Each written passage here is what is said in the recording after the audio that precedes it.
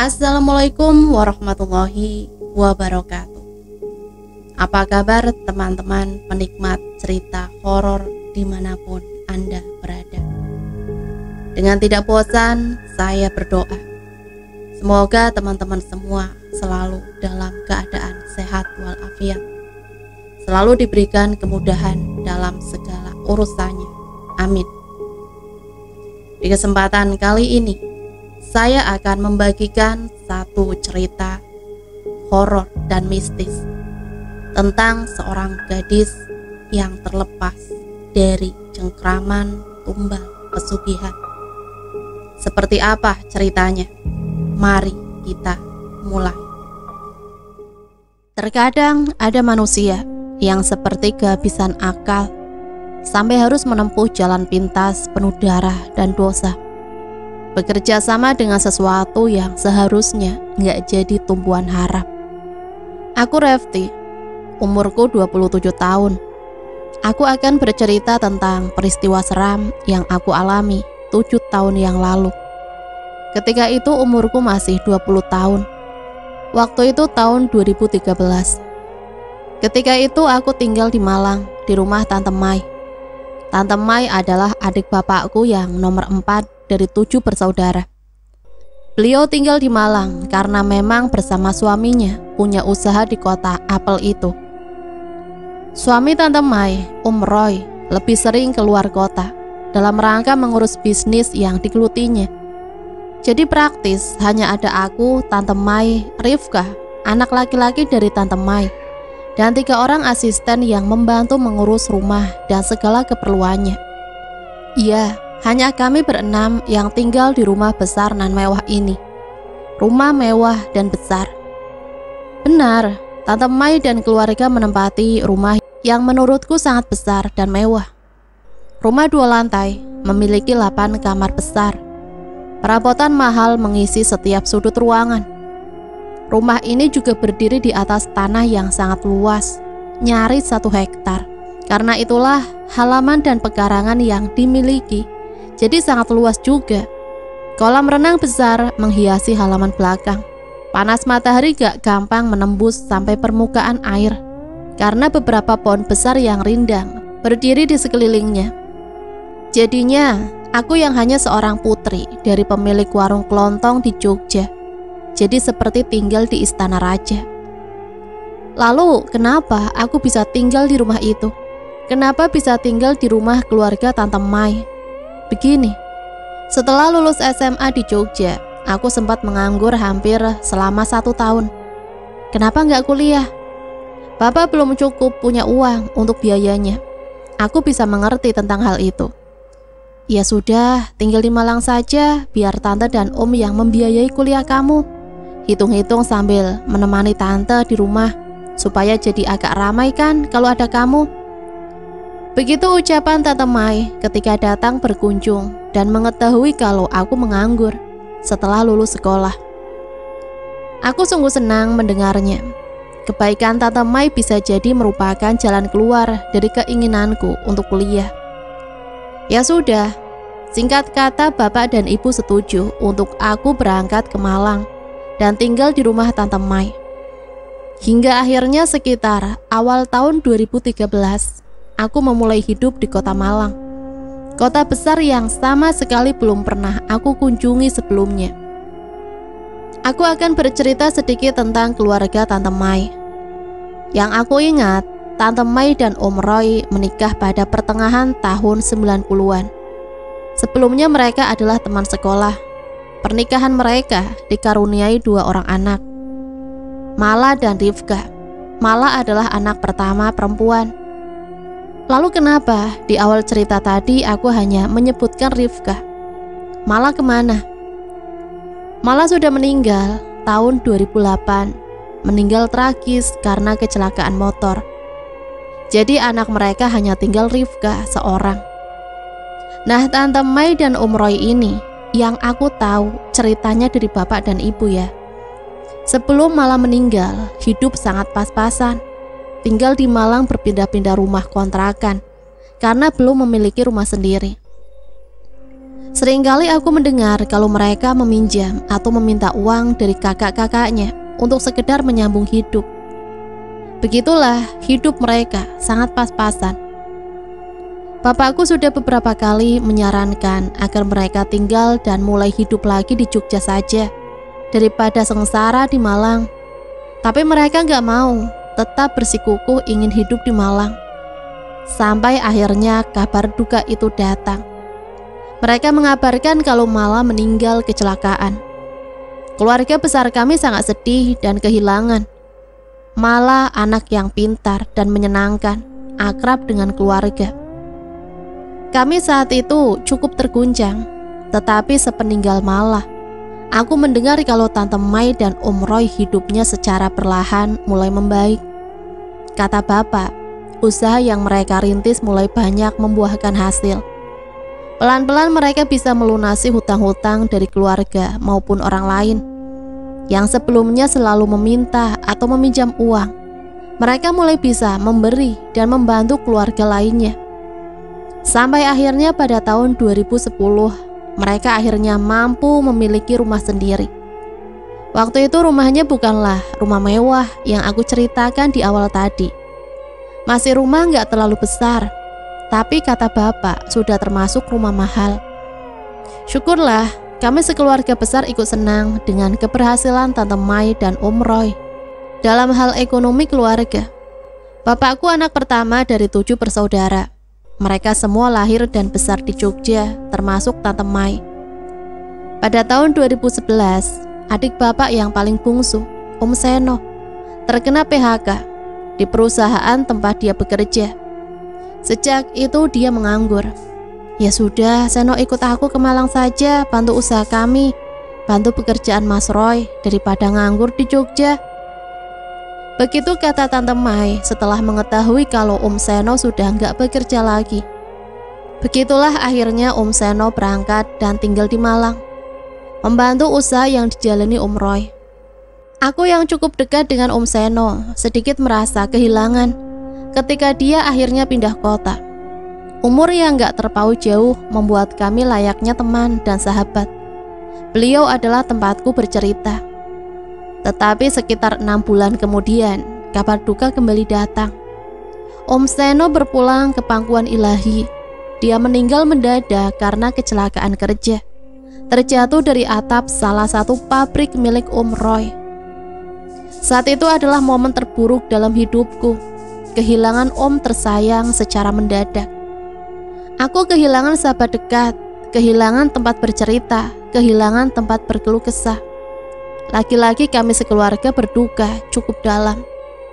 Lalu sekitar 1 tahun sepeninggal Om Seno, aku mendengar kabar kalau Tante Mai dan Om Roy sudah pindah ke rumah baru. Menurut cerita dari bapak dan adik-adiknya, keluarga mereka pindah ke rumah yang jauh lebih besar, lebih mewah, berdiri di atas tanah yang sangat luas pula. Yang sebelumnya hanya memiliki 1 asisten rumah tangga, kini mereka sudah dibantu oleh 3 asisten. Senang, tentu saja kami semua senang mendengar kalau ada anggota keluarga besar yang sudah sangat sukses keuangannya, kaya raya. Ya, itu tadi. Sampai akhirnya setelah lulus sekolah, aku ditawari untuk tinggal di rumah Tante Mai. Ditambah akan dibiayai kuliah. Aku pun tinggal di Malang. Kamu jangan pernah masuk ke kamar itu ya, isinya perlengkapan kerja Om Roy. Nanti dia marah kalau ada yang masuk ke ruangan itu. Begitu kata Tante Mai pada suatu waktu, pada hari pertama aku tinggal di rumahnya. Sebelumnya aku sudah diajak berkeliling, dikenalkan dengan 3 asisten, dijelaskan tentang seluruh kamar dan ruangan yang ada di dalam rumah sangat besar ini. Kamar yang dimaksud oleh Tante Mai tadi, yang gak boleh aku masuki, adalah kamar yang ada di lantai atas. Letaknya di depan sebelah kanan dari kamar yang akan aku tempati nantinya. Pintu kamar itu tertutup rapat dan sepertinya terkunci, karena aku sempat hendak membukanya namun gak bisa. Ini kamar apa Tante? Tanyaku ketika Tante Mai muncul dari belakang. Ya itu tadi jawaban Tante Mai, katanya ini ruang tempat perlengkapan kerja Om Roy. Lalu beberapa kali seperti menegaskan kalau aku sama sekali nggak boleh memasukinya. Ya sudah, aku pasti menurut, nggak akan berani untuk menentang omongan Tante Mai. Kamar yang misterius, begitu aku menyebutnya. Di rumah Tante Mai, aku disediakan kamar di lantai 2. Kamar besar yang letaknya nggak jauh dari tangga, persis bersebelahan dengan kamar mandi. Di dalam kamar sudah tersedia perabot mahal, tempat tidur empuk dan nyaman, lemari besar tapi tanpa TV. Kamar yang sangat mewah menurutku. Oh iya, kunci pintu kamar kamu kayaknya masih rusak deh. Tante belum sempat untuk menghubungi tukang untuk memperbaikinya. Selalu lupa. Begitu kata Tante Mai ketika kami sedang di meja makan. Benar adanya, pintu kamarku kuncinya rusak. Bisa tertutup tapi nggak bisa dikunci. Ya sudah, nggak apalah, toh di rumah ini terbilang aman. Lagi pula aku terkesan nggak sopan kalau selalu mengunci pintu kamar. Hari pertama dihabiskan dengan berkenalan dengan lingkungan rumah serta penghuni lainnya. Hingga nggak terasa, akhirnya malam pun tiba. Aku bersama Tante Mai dan Rifka bersantap makan malam di meja makan. Bermacam-macam makanan lezat tersaji di atas meja. Marmer besar yang aku yakin pasti harganya sangat mahal. Persis di tengah ruangan, bergantung lampu kristal besar menerangi seisi ruang makan. Sampai pada saat itu, aku belum juga berhenti terkagum-kagum dengan segala harta di rumah yang dimiliki oleh Tante Mai dan Om Roy. Benar-benar seperti istana dengan perabotan layaknya untuk raja dan ratu. Sungguh kaya raya mereka. Ya sudah, kamu istirahat dulu sana. Pasti capek kan seharian ini. Tante Mai menutup percakapan kami malam itu. Setelah itu kami masuk ke kamar masing-masing. Oh iya, di lantai 2 aku sendirian. Gak ada lagi yang menempatinya selain aku. Tante Mai dan Rifka masing-masing kamarnya di lantai 1. Para asisten rumah tangga kamarnya di belakang, terpisah dari bangunan utama. Jam 9 malam aku sudah berada di kamar.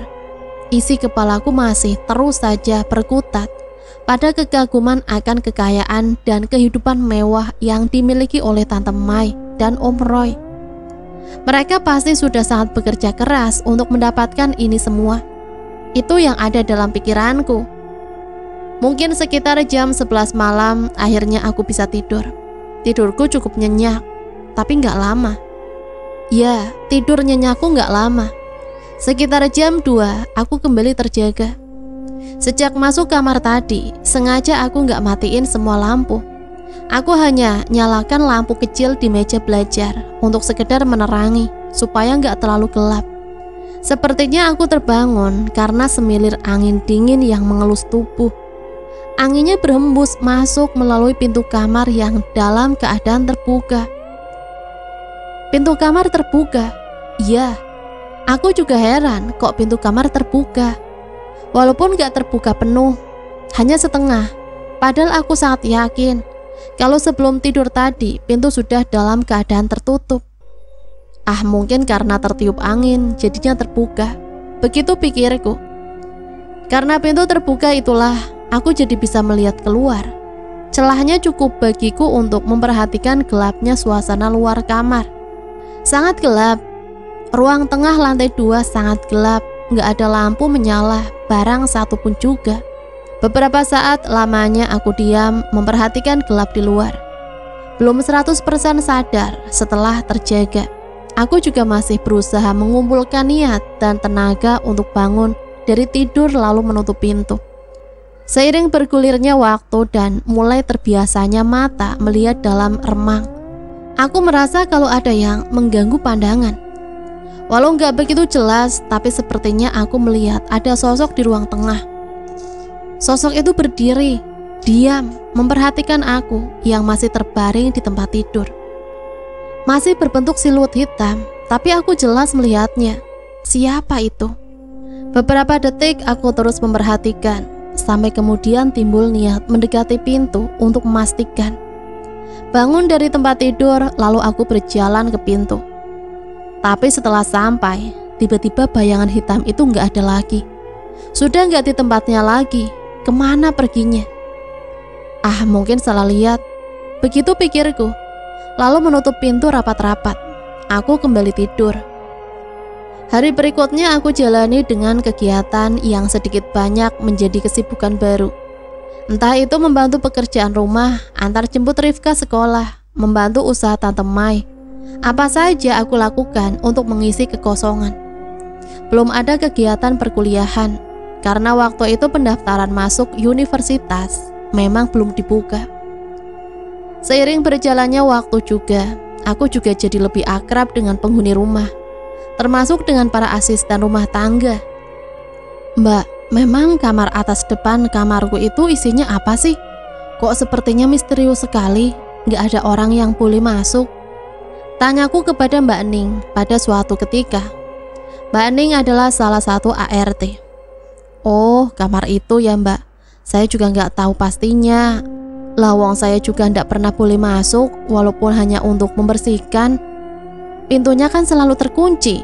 Begitu jawab Mbak Ning. Aneh, tapi ya sudahlah. Aku gak bertanya lebih jauh, mungkin karena isi kamar itu sangat pribadi bagi Tante Mai dan suami. Jujur, selama tinggal di kamar atas, beberapa kali aku mendengar suara-suara aneh.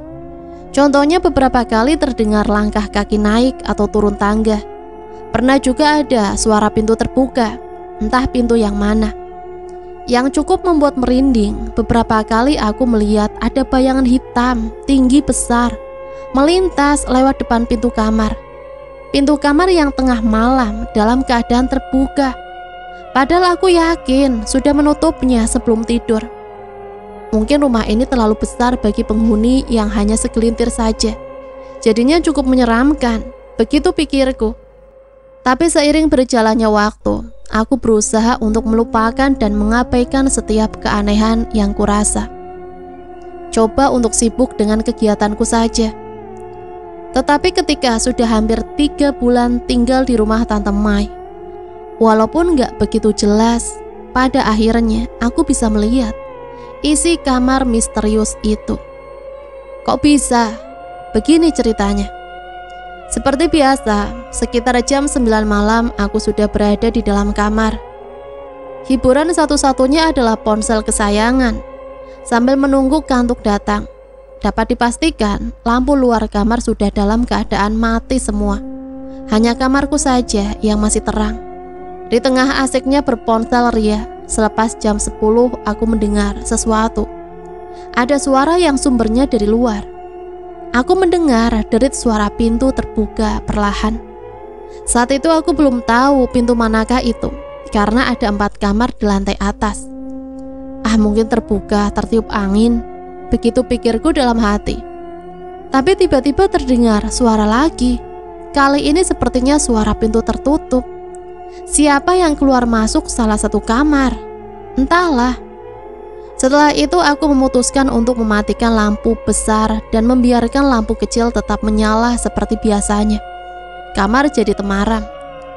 Ketika hendak merebahkan tubuh di tempat tidur, lagi-lagi terdengar suara pintu yang terbuka perlahan. Saat itulah timbul rasa penasaran. Aku berniat melihat keluar untuk mengetahui pintu kamar mana yang terbuka. Setelah sudah membuka pintu dan melongok keluar, benar dugaanku. Luar kamar sungguh gelap gulita. Hanya sedikit garisan cahaya dari luar rumah masuk melalui sela-sela jendela yang jadi penerangan. Untuk membantu penglihatan, aku menggunakan lampu dari ponsel yang ada di tangan sejak tadi. Cahaya terang ponsel menyapu setiap sudut ruangan lantai 2 yang luas ini. Aku jadi bisa melihat cukup jelas, hening dan kosong. Tentunya itulah pemandangan yang ada di hadapan. Sampai akhirnya pandanganku terlihat di salah satu kamar yang pintunya dalam keadaan terbuka. Ya, ternyata kamar yang pintunya terbuka adalah kamar misterius itu. Takut dan penasaran, dua rasa berkecamuk di dalam kepala. Penasaran mengalahkan segalanya. Akhirnya aku memutuskan untuk mendatangi kamar itu. Langkahku pelan mendekat. Tapi walau semakin dekat, tetap hanya melihat pekat. Sama sekali belum terlihat isi kamar. Sampai akhirnya aku sudah berdiri tepat di depan kamar misterius itu. Pintu nggak terbuka penuh, hanya setengahnya saja. Lalu perlahan aku mendorongnya sampai terbuka lebar. Ternyata aku belum bisa melihat dengan jelas isi kamar. Masih pekat yang terlihat. Kemudian aku mengarahkan cahaya ponsel ke dalam kamar. Pada saat itulah aku melihat semuanya. Yang pertama aku lihat adalah tempat tidur besar, berkelambu di sisi kiri. Rangka panjangnya seperti terbuat dari besi kokoh. Kelambunya yang di bagian depan dalam keadaan terbuka, sehingga aku dapat melihat kasur di dalamnya. Di atas kasur bertebaran banyak kuncup bunga. Gak tahu jenis bunga apa, tapi akhirnya aku tahu dari mana asal wangi bunga yang beberapa kali tercium di lantai atas. Dinding ruangan tertutup seluruhnya dengan kain berwarna hitam. Kain hitam itu menutupi sampai ke langit-langit. Di sebelah ranjang ada meja besar yang di atasnya tergeletak banyak benda-benda aneh dan seram. Beberapa di antaranya aku nggak tahu benda apa. Tuhan, ruangan apa ini? Aku bergumam dalam hati. Walaupun belum sempat melihat semuanya, tetapi aku sudah berniat untuk kembali ke kamarku saja. Aku takut. Tapi belum juga kaki ini melangkah, tiba-tiba aku mendengar suara. Ada suara seperti mengeram, pelan, tapi terdengar jelas. Refleks, aku arahkan cahaya ponsel ke sudut kanan kamar, karena menurutku suara itu berasal dari sana. Detik berikutnya, jantungku seperti berhenti berdetak. Aku kaget, ketakutan. Ya Tuhan, aku melihat ada makhluk hitam, tinggi besar, sedang berdiri di pojok kamar. Sebegitu tinggi hingga kepalanya nyaris menyentuh langit-langit. Sungguh sosok yang sangat menyeramkan. Melihat itu semua, aku langsung lari menuju kamarku. Setelah sudah di dalam kamar, aku lalu menutup dan berdiri bersandar pada pintu. Karena aku sadar kalau pintu kamarku itu gak bisa dikunci. Aku menangis pelan, ketakutan. Tapi walaupun begitu, aku masih bisa mendengar suara di luar. Suara pintu yang perlahan tertutup. Aku yakin itu pintu kamar gelap. Setelah itu semalaman aku duduk bersandar di pintu hingga pagi menjelang. Sejak itu aku menyebut kamar misterius itu dengan sebutan kamar gelap. Hari-hari berlalu, aku terus jalani hidup di rumah Tante Mai. Tante Mai memenuhi janjinya untuk membiayai kuliahku. Sekitar bulan Agustus aku sudah mulai berkuliah. Tetapi semua kejadian seram di rumah tetap aku rasakan. Terus saja kejadian itu yang membuatku sangat gak betah. Ditambah entah sudah 2 atau 3 kali aku mengalami mimpi aneh menyeramkan. Di mimpi aku didatangi makhluk tinggi besar yang sering aku lihat bergentayangan di dalam rumah dan kamar gelap.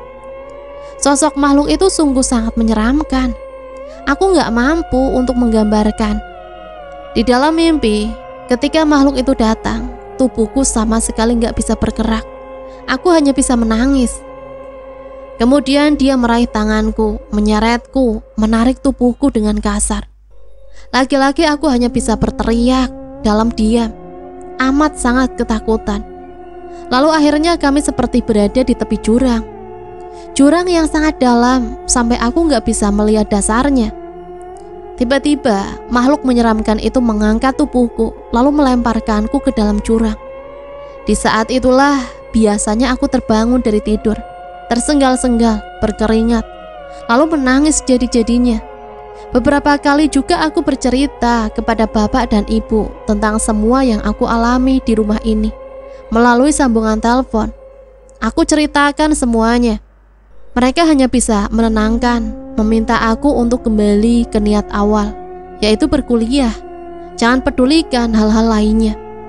Untuk sementara aku berusaha untuk menuruti omongan mereka, berusaha untuk kuat menghadapi semuanya. Hanya sementara. Masih lekat dalam ingatan. Waktu itu di suatu hari di bulan November, Hanya beberapa hari setelah hari ulang tahunku. Sepulang kuliah semester jam 5 sore, aku sampai di rumah. Ternyata Tante Mai dan Rifka sedang gak ada di rumah, hanya ada 3 ART. Pada kemana mbak? Tanyaku ke Mbak Ening. Tadi jam 3 berangkat ke Surabaya mbak. Rifka pengen jalan-jalan katanya, pulangnya besok sore. Jawab Mbak Ening. Jalan-jalan? Kenapa mendadak? Kok gak bilang-bilang? Ya sudah, mungkin mereka ada acara mendadak.